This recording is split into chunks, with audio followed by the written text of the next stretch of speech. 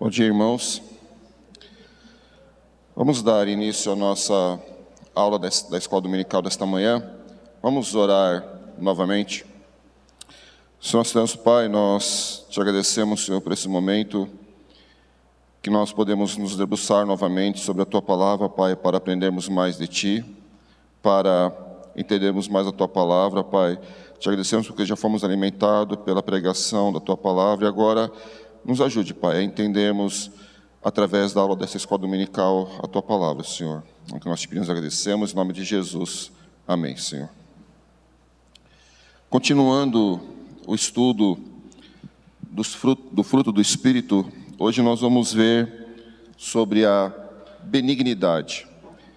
E a benignidade é uma palavra que muitas vezes nós pouco usamos ou pouco falamos em benignidade. Nós estamos mais acostumados em falar sobre bondade. Benignidade a gente quase não fala. E a benignidade, ela é a predecessora da bondade. Porque, como está no subtítulo da nossa aula desta manhã, a benignidade é a bondade de pensamentos. Então, ela vem antes mesmo da bondade. E a bondade vai ser alvo da próxima aula, né? Ela é o próximo fruto do Espírito a ser estudado, é a bondade. E nós hoje vamos falar sobre a benignidade. Então, como introdução, nós vamos ao nosso texto base dessa aula, que está na Epístola de Paulo aos Gálatas, capítulo 5, versículos 22 e 23, que nos diz: mas o fruto do Espírito é amor, alegria, paz, longanimidade, benignidade, bondade, fidelidade, mansidão, domínio próprio. Contra estas coisas não há lei. O evangelista Billy Graham disse que é muito fácil ser indelicado e impaciente com os que erram e falham. É fácil ser bondoso e gentil com quem nos trata bem. Mas precisamos ser benignos com aqueles que erram, tropeçam e nos tratam mal. Isso é uma grande verdade, né? A gente ser benigno ou bom com quem é bom para nós, ok. E nós vamos ver que o próprio Cristo já vai falar isso, né? Nós vamos ver um pouco mais para frente, mas é uma coisa natural. Só que a benignidade não é para ser usada somente com quem é bom para conosco. Ela é para ser usada com todos. Vamos usar agora uma definição para benignidade. No original, a palavra original ali usada no texto de Gálatas é generosidade. É a palavra usada para benignidade no original. Portanto, é uma contraposição a um temperamento rude, amargo, perverso. É uma disposição de ser agradável. É brandura de temperamento, mansidão de espírito, uma disposição serena e uma disposição de tratar com toda cortesia e polidez. Difícil, né? Isso, quando eu estava vendo essa definição, como isso fala com a gente, né?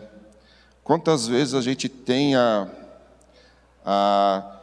gente é duro no falar, a gente é duro no criticar, a gente é duro no trato, a gente não é agradável muitas vezes com as pessoas, nós muitas vezes não temos brandura de temperamento.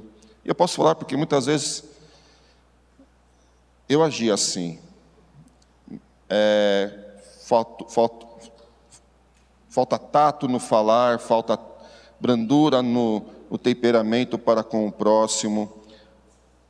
Ter uma mansidão de espírito, uma disposição serena, uma disposição de tratar com toda cortesia e polidez. Como é difícil tratar a todos com cortesia e polidez, principalmente quando aquele ou aquela pessoa pisa no nosso calo, nos machuca, nos fere. E domingo passado eu mesmo fiz uma pergunta, quando foi tratado sobre a longanimidade, E depois, quando a gente vai estudando o próximo fruto do Espírito, nós vamos ver que eles estão numa cadeia progressiva. E eu perguntei na aula do domingo passado se quando alguém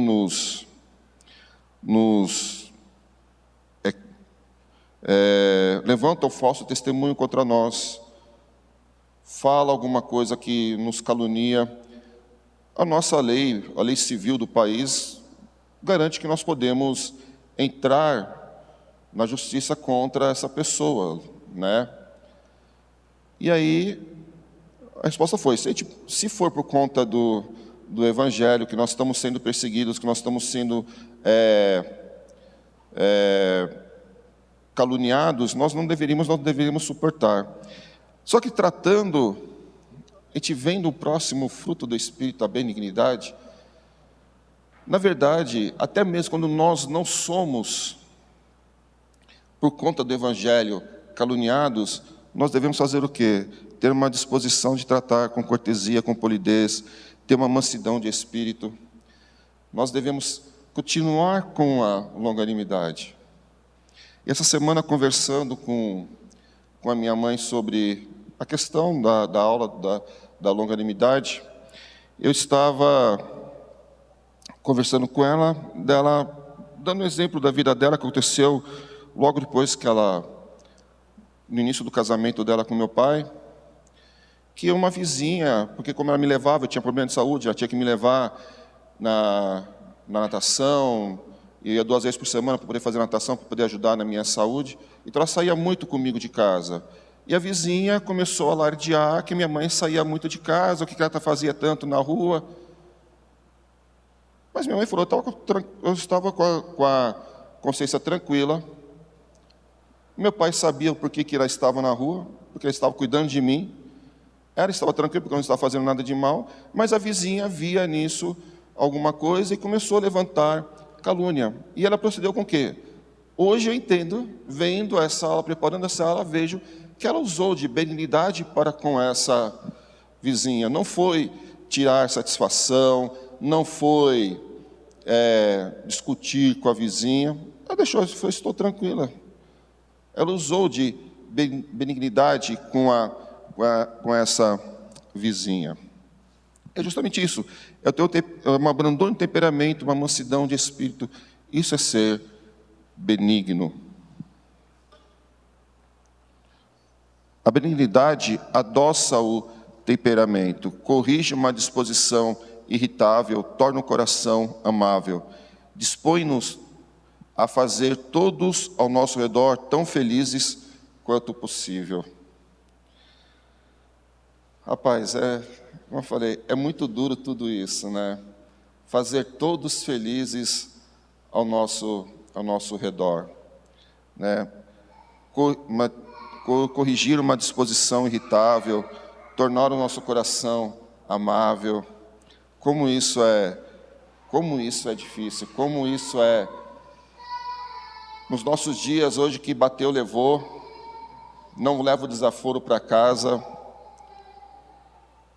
Como isso é difícil você ser benigno com as pessoas. E junto com a longanimidade que nós vimos no domingo passado, e junto com a bondade que nós vamos ver no próximo domingo, ela forma o trio das virtudes sociais. Por que virtudes sociais? São características do fruto do Espírito que estão relacionadas com o nosso convívio social. Não diz respeito ao nosso relacionamento com Deus, diz nossos relacionamentos horizontais, nossos relacionamentos com os homens. O que diz a Escritura? A Bíblia fala mais sobre benignidade ou só aparece benignidade como fruto do Espírito em Gálatas? No Novo Testamento ela vai aparecer outras 9 vezes. A palavra e suas variações, de benignidade vão aparecer outras 9 vezes no Novo Testamento. Então vamos a elas. Interessante. Todas elas vão aparecer em escritos do apóstolo Paulo. Vocês vão ver no decorrer que todas as vezes que aparece benignidade ou a sua variação, aparece em escritos do apóstolo Paulo. Primeiro texto, Romanos 2,4. Troquem a palavra bondade. Você fala, mas você está falando de bondade, bondade é a próxima aula. Não, troque a palavra bondade, que aparece, por benignidade, e vocês verão que não muda o sentido do versículo. Ou desprezas a riqueza da sua benignidade e tolerância e longanimidade, ignorando que a bondade de Deus é que te conduz ao arrependimento. Próximo texto. Paulo novamente em Romanos 3,12. Todos se extraviaram, a uma se fizeram inúteis. Não há quem faça o bem, não há nenhum sequer. E é Paulo citando o Salmo 14,3. Considerai, pois, a bondade e a severidade de Deus. Para com os que caíram, severidade, mas para contigo, a bondade de Deus. Se nela permanecerdes, de outra sorte também tu serás cortado. Romanos 11:2. Nós vamos ver mais para frente sobre a benignidade de Deus, que na verdade a benignidade de Deus, a benignidade é um atributo de Deus. E aqui nós vemos claramente esse atributo. Considerai, pois, a benignidade e a severidade de Deus. Para com os que caíram, a severidade. Para contigo, a benignidade. A benignidade é um atributo de Deus. Próximo texto, 2 Coríntios 6,6. Na pureza, no saber, na longanimidade, na bondade, no Espírito Santo, no amor não fingido. Efésios 2,7. Para mostrar nos séculos vindouros a suprema riqueza da sua graça, em bondade para conosco em Cristo Jesus. Revesti-vos, pois, como eleitos de Deus, santos e amados, de ternos afetos de misericórdia, de bondade, de humildade, de mansidão, de longanimidade. Interessante, várias vezes aparece ela junto com a sua irmã, quem? Longanimidade. Longanimidade, benignidade. Vários textos que nós passamos aqui e olhamos, elas aparecem juntas. Aqui, Paulo usa a mesma palavra, já em Tito 3,4. Quando, porém, se manifestou a benignidade de Deus, nosso Salvador, e o seu amor para com todos. Então, aqui já aparece a mesma palavra, e não as suas variações, como nós vimos nos textos anteriores. Mas benignidade é alguma coisa que só acontece no Novo Testamento, ou já acontecia desde no Antigo Testamento? Já acontecia. José, no Egito, é um caso de benignidade. O que aconteceu com José? José, filho preferido de Jacó, foi vendido, por isso foi vendido pelos seus irmãos, foi para uma terra que não era a terra dele, foi ser escravo na casa de Potifar, foi acusado injustamente pela esposa de Potifar, por algo que ele não fez. Então, foi vendido, foi escravo, foi acusado injustamente, foi preso. Na cadeia ele interpreta o sonho. Quando essa pessoa de quem interpretou o sonho sai, fala que vai ajudá-lo, uma pessoa não ajuda, esquece dele por 2 anos na cadeia. Depois de 2 anos é que ele se lembra porque o faraó tem um sonho e aí ele vai para a corte de faraó. Quanto tempo se passou? Quantas coisas ruins aconteceram com José? Tudo por conta de quem? Dos irmãos. Tudo isso que de ruim aconteceu a José, no primeiro momento é culpa de quem? Dos irmãos que, por inveja dele, que fizeram o que com ele? Venderam ele para ser escravo no Egito.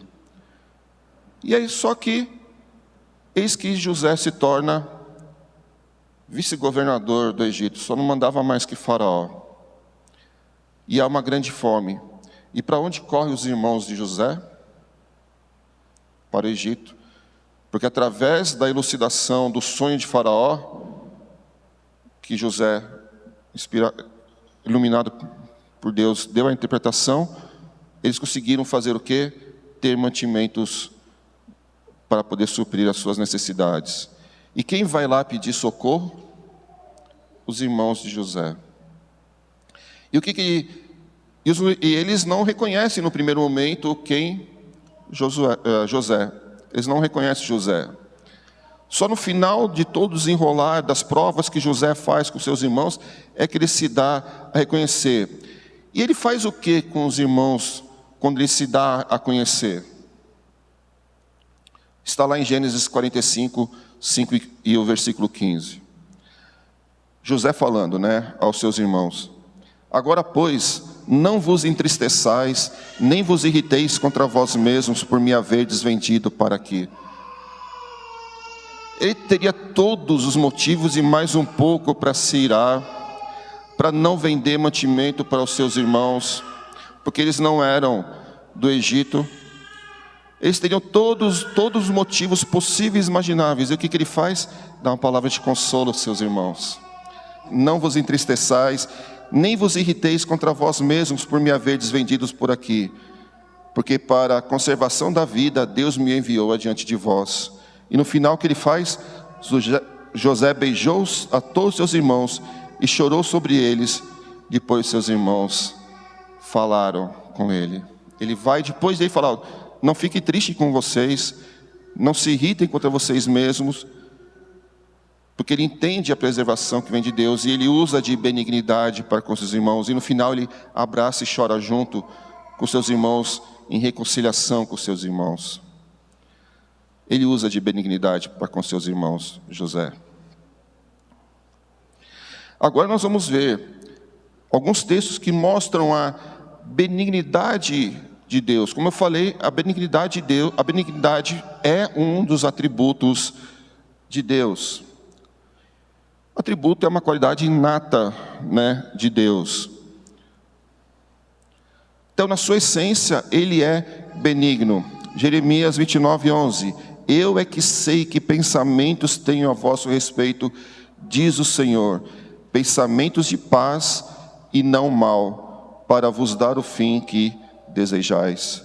Ele tem pensamento de paz para conosco. Ele é benigno para conosco. Deus é benigno para conosco.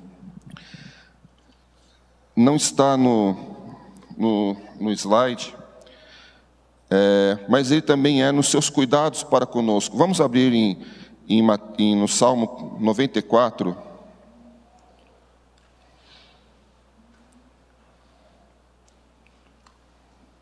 Salmo 94, versículos 18 e 19.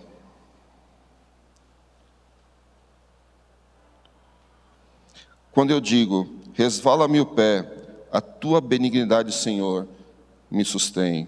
Nos muitos cuidados que de mim se multiplicam, as tuas consolações me alegram a alma. Quando me resvala o pé, a tua benignidade,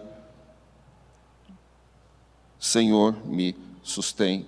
Então a benignidade de Deus cuida de nós. Ele não é benigno só com os bons. Deus não é benigno só com os bons, como nós vimos a fala de Billy Graham. Para nós sermos benignos com os bons, com quem é bom conosco, é fácil. Mas Deus é benigno até com os ingratos e maus. Lucas 6,35 nos diz: amai, porém, os vossos inimigos, fazei o bem e emprestai, sem esperar nenhuma paga. Será grande o vosso galardão e sereis filho do Altíssimo, pois Ele, Deus, é benigno até para com os ingratos e maus. Então, Deus é benigno na sua essência. Por conta disso, Ele é bom, Ele é benigno com os ingratos e maus, Ele é benigno nos seus cuidados para conosco, Ele é benigno conduzindo os pecadores ao arrependimento. Romanos 2,4 que nós já lemos. Ou desprezais a riqueza da sua bondade e tolerância e longanimidade, ignorando que a bondade de Deus é que te conduz ao arrependimento. E Ele é benigno também nas riquezas incomparáveis da sua graça. Efésios 2,7, que nós também já lemos, para mostrar nos séculos vindouros a suprema riqueza da sua graça em bondade para conosco em Cristo Jesus. E Tito 3, 4 e 5. Quando, porém, se manifestou a benignidade de Deus, nosso Salvador, e o seu amor para com todos, não por obras de justiça praticadas por nós, mas segundo sua misericórdia, Ele nos salvou mediante o lavar regenerador e renovador do Espírito Santo. Nosso Deus é rico em benignidade conosco, porque é um atributo dEle. Então Ele cuida de nós, Ele cuida dos ingratos e maus. E quantas vezes nós somos ingratos e maus para com Deus? Nós não reconhecemos as bênçãos, as dádivas que Ele nos dá. Ele nos conduz ao arrependimento pela sua benignidade. Ele é rico em sua graça para conosco. Tudo alvo da benignidade de Deus na nossa vida. Em Cristo também nós vemos a benignidade. Marcos 10, 13 a 16 diz: Então lhe trouxeram algumas crianças para que as tocasse, mas os discípulos os repreendiam. Jesus, porém, vendo isto, indignou-se e disse-lhes: Deixai vir a mim os pequeninos, não os embaraceis, porque dos tais é o reino de Deus. Em verdade vos digo, quem não receber o reino de Deus como uma criança, de maneira nenhuma entrará nele. Então, tomando-as nos braços, impondo-lhes as mãos, as abençoava. E aqui nós vemos uma dupla benignidade de Cristo. Primeiro com as crianças, que estavam, os discípulos, erroneamente, estavam proibindo as crianças de se achegarem a Cristo. Então Cristo usa de benignidade para com as crianças, fala: não deixem que elas venham até mim. E está usando de benignidade também para com os seus discípulos. Eles estavam aprendendo. E muitas vezes nós não temos muita paciência para ensinar. E muitas vezes no nosso ensino, nós somos rude no nosso ensino. E Cristo tinha paciência com os seus discípulos. Quantas coisas eles faziam da maneira equivocada, e Cristo não descascava os seus discípulos.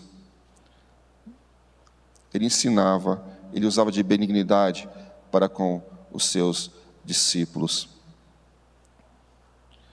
Então, qual é o nosso alvo? O que nós devemos fazer? Nosso alvo é sermos o mais próximo possível, semelhante a Cristo, no caráter, na conduta, na benignidade. Esse deve ser o nosso alvo. E como nós chegamos nesse alvo? Mateus 5, 43 a 48 nos diz: Ouvistes que foi dito: Amarás o teu próximo e odiarás o teu inimigo. Eu, porém, vos digo: amai os vossos inimigos e orai pelos que vos perseguem, para que vos torneis filhos do vosso Pai Celeste, porque Ele faz nascer o seu sol sobre maus e bons, e ver chuvas sobre justos e injustos. Porque se amardes os que vos amam, que recompensa tendes? Não fazem os publicanos também o mesmo? E se saudardes somente os vossos irmãos, que fazeis demais? Não fazem os gentios também o mesmo?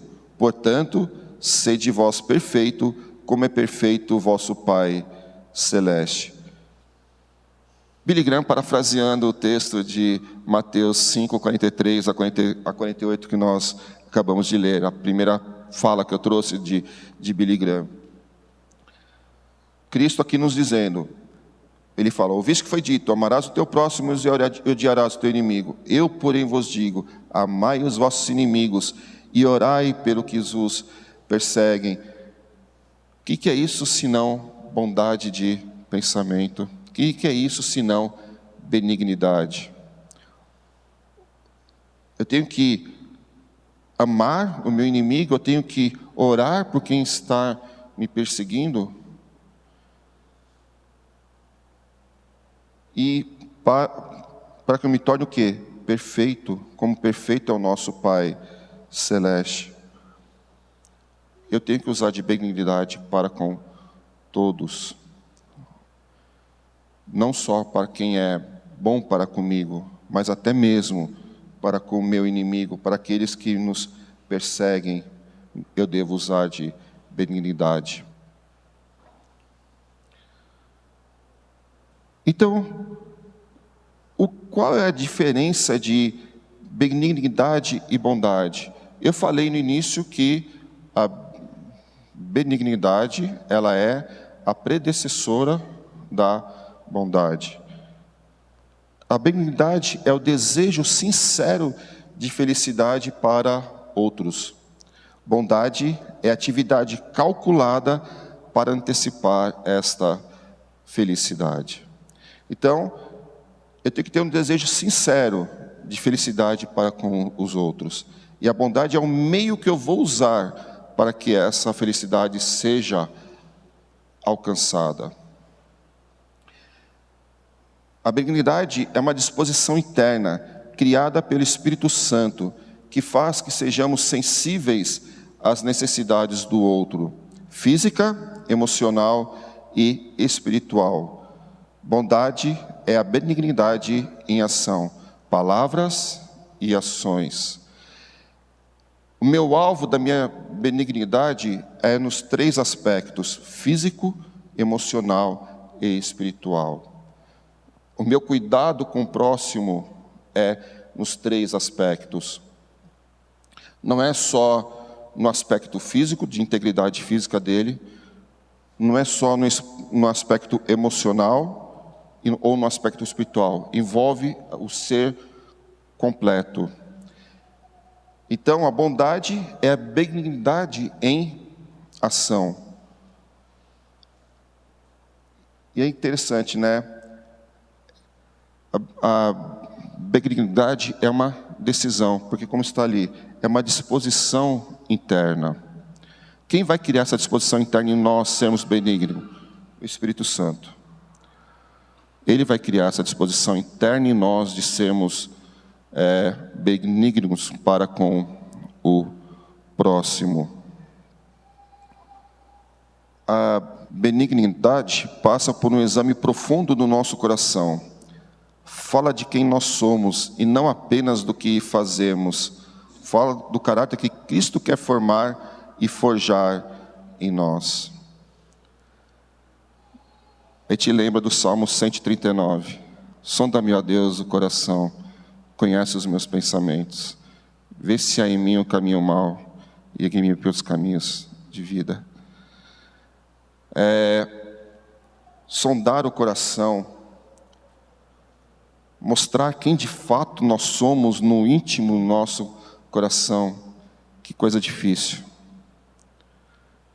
Que coisa difícil. Então, fala de quem nós somos e não apenas do que nós fazemos. Fala do caráter que Cristo quer forjar em nós. A benignidade deve ser o nosso alvo de vida. Deus é a fonte de toda benignidade. Ele não nos pediria algo que Ele mesmo não pudesse suprir em nós. Quando lemos a Bíblia do Antigo ao Novo Testamento, percebemos que benignidade é um atributo de Deus bastante destacado. Eu destaquei apenas alguns, não destaquei todos. Mas Ele é quem vai nos suprir de benignidade. Ele não nos pediria algo que Ele não nos pudesse nos dar.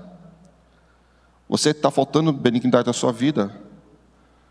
Peça a Deus que o Espírito o capacite a ser benigno com as pessoas que estão à sua volta. Como eu falei lá atrás, é para isso que nós somos criados, para o louvor da glória de Deus. E quando eu ajo com benignidade para com o próximo, eu estou louvando o nome de Deus. Eu estou me tornando mais parecido com o que Ele é. Porque, como diz no final, benignidade é um atributo de Deus. E quando eu uso de benignidade, eu estou me aproximando do que eu deveria, de fato, ser. Então, como eu posso aplicar isso na minha vida, no meu dia a dia? As características de uma pessoa benigna tem muito amor no coração, que influencia a forma como vive, não se alegra com a maldade, nem com a injustiça, mas fica feliz quando o bem prevalece, procura sempre fazer o bem, rejeitando os impulsos para fazer coisas erradas, perdoa os outros, não guarda rancor por ofensas cometidas. Ao invés de procurar vingança por maldade cometidas, a pessoa benigna quer o bem até para os seus inimigos e procura perdoar. Fácil? Facinho, né? Fazer tudo isso. Coisa simples. Você não se alegrar com a maldade, nem com a injustiça. Quantas vezes te fala, tomara que aquela pessoa se dê mal.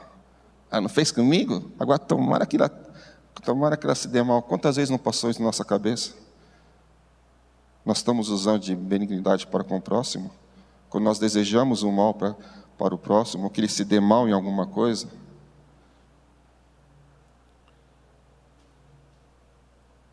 Rejeita os impulsos para fazer as coisas erradas, perdoa os outros, não guarda rancor. Ela fez comigo, não vou falar nunca mais com aquela pessoa. Ela que não me venha procurar, que não venha dirigir a palavra. Se ela estiver passando na rua, eu cruzo a rua, vou para o outro lado, não quero mais contato com ela. Quantas vezes nós fazemos isso? Quantas vezes nós procedemos assim, guardando o rancor das pessoas, porque elas cometeram ofensas contra nós? Quantas vezes a gente procura a vingança contra as maldades que nos comete? E a vingança aqui não é só retribuir na mesma moeda. É como eu falei no início, aquele exemplo da minha mãe que eu dei.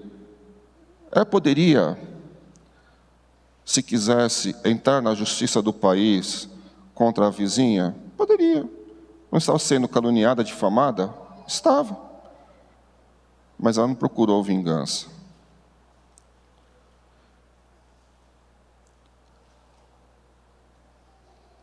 E é ser benigno até para com os seus inimigos e procura perdoar.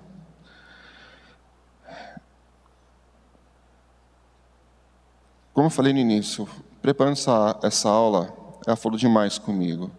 Muitas vezes eu faço quase metade de tudo isso daqui que está aí. Daí para mais.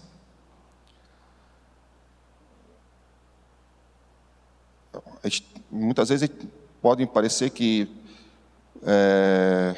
nós temos que ser super-homens, que nós temos que ser infalíveis, porque somos oficiais, porque somos professores, mas todos nós somos tão pecadores como qualquer um daqui.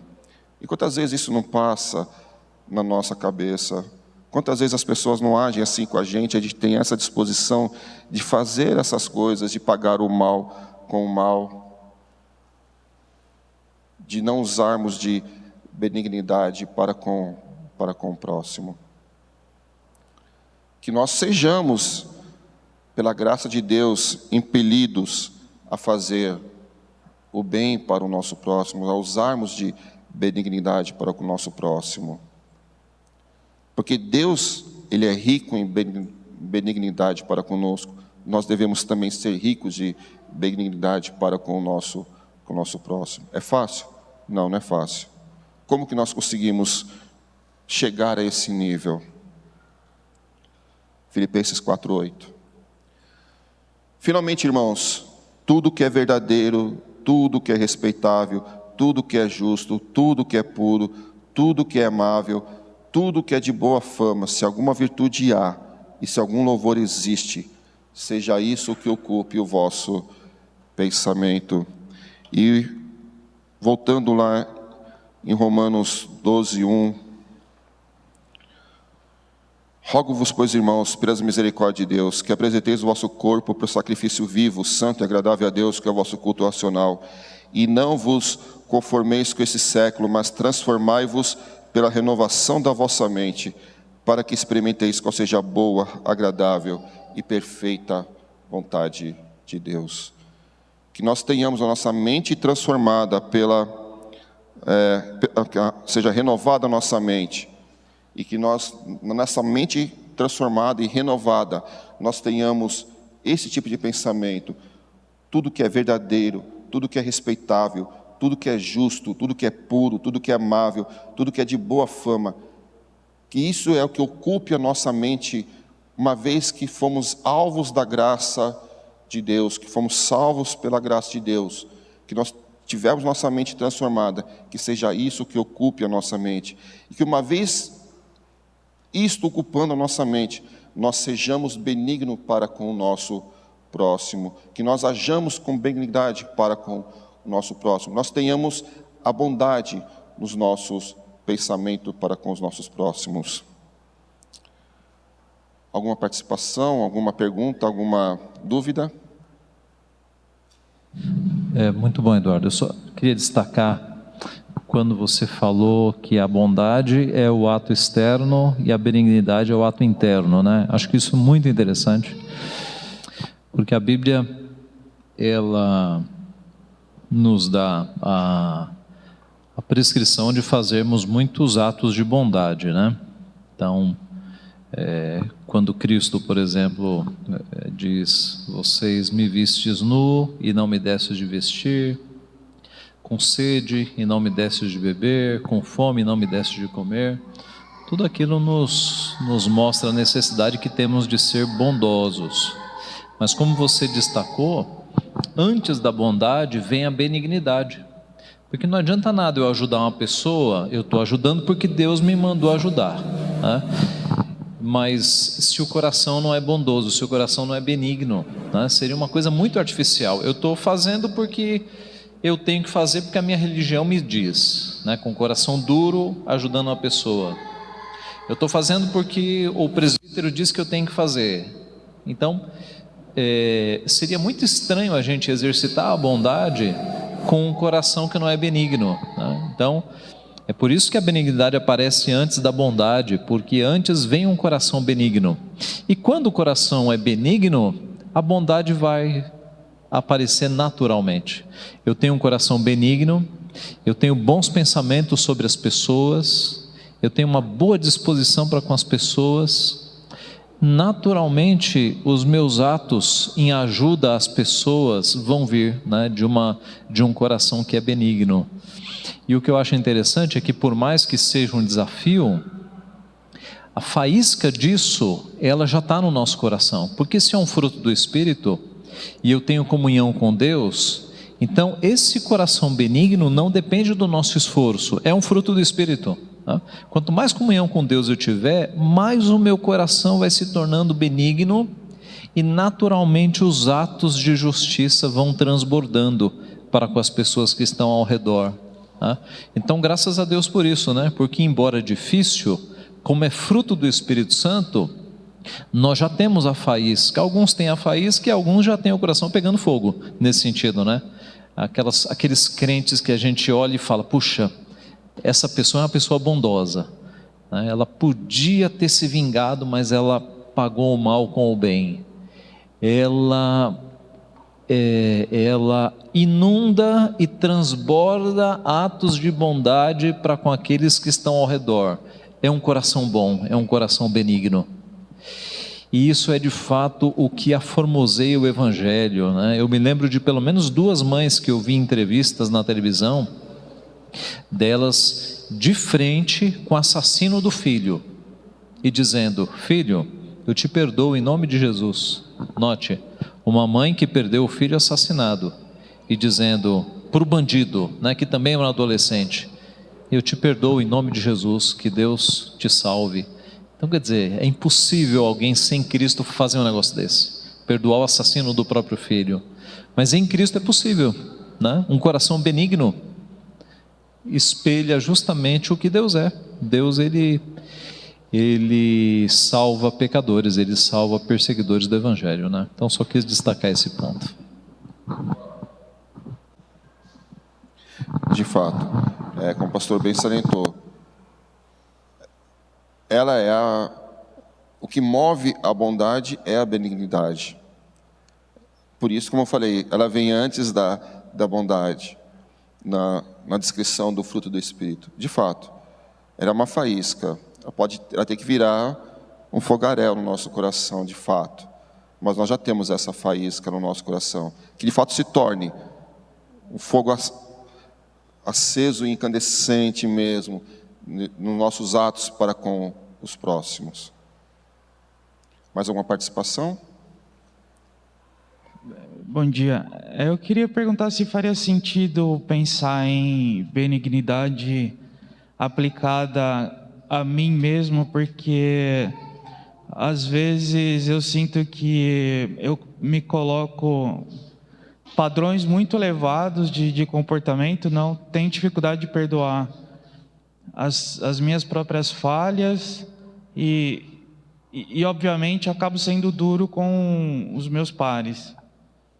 Eu acho que isso pode ter alguma conexão entre si. Aí a minha pergunta era se faria sentido pensar em também aplicar a benignidade comigo mesmo. Pastor. Quem que perguntou? Só para eu ver. Ah, sim. Eu acho que sim. Eu acho que talvez aí seja o caso de pensar mais pelo caminho da paciência, né? Porque benignidade conosco mesmo é uma coisa mais ou menos natural. O fato de você almoçar todo dia, jantar todo dia, né, de você ficar doente e ir para o médico, mostra que você cuida de você, você é benigno. Mas talvez o ponto que você está falando aí de cobrar-se muito e essa cobrança intensa própria acabar refletindo para os outros, aí eu acho que tem mais a ver com longanimidade e paciência para com as nossas próprias falhas, né? O aspecto de que nós percebemos de que nós não podemos ser perfeitos nesta vida e Deus tem paciência conosco, então a gente tem que ter paciência também, é claro, buscar a coisa certa, mas não achar que nós seremos perfeitos e muito menos aplicar esse alto padrão às pessoas que estão ao nosso redor. Aí eu penso que o caminho é mais pela longanimidade e pela paciência. É claro, e em sendo longânimo e paciente, você indiretamente vai estar sendo bondoso contigo, né?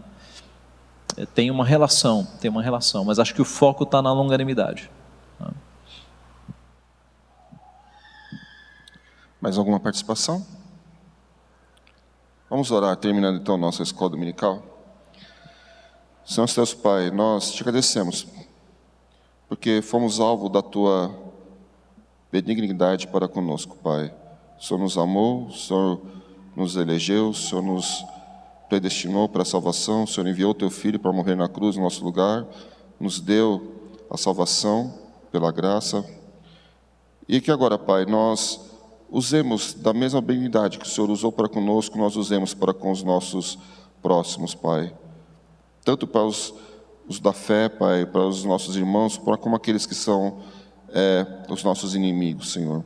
Que nós usemos de benignidade, que nós tenhamos a bondade de pensamento para com o nosso próximo, Pai, que nós não revidemos o mal com o mal, Pai, mas que nós nos tornemos, Pai, mais próximos, semelhante àquilo que o Senhor nos ordena na Tua palavra, Pai. Nos ajude nessa caminhada. É o que nós pedimos e agradecemos, em nome de Jesus. Amém, Senhor.